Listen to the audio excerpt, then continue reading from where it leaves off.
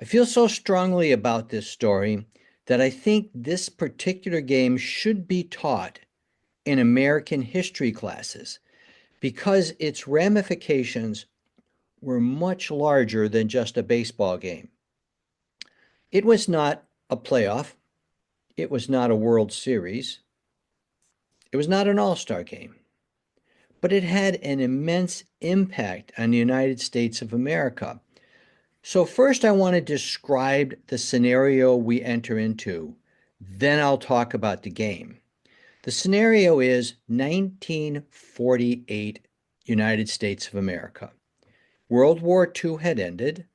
All the men who fought in the war had returned home and they had gotten employed and they started making babies.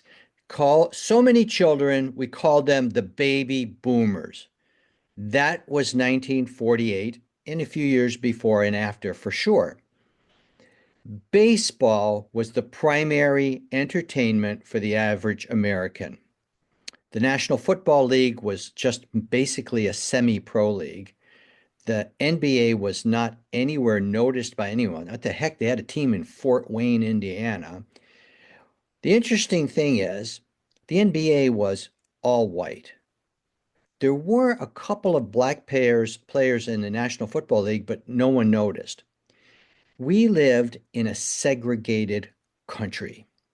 During World War II, soldiers fought in segregated units. Black people and white people didn't mix. That wasn't just in the South, where there are horrible laws, but it was throughout the country.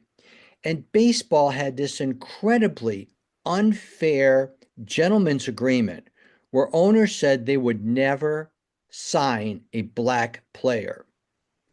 That ended in 1947 when the Dodgers signed Jackie Robinson.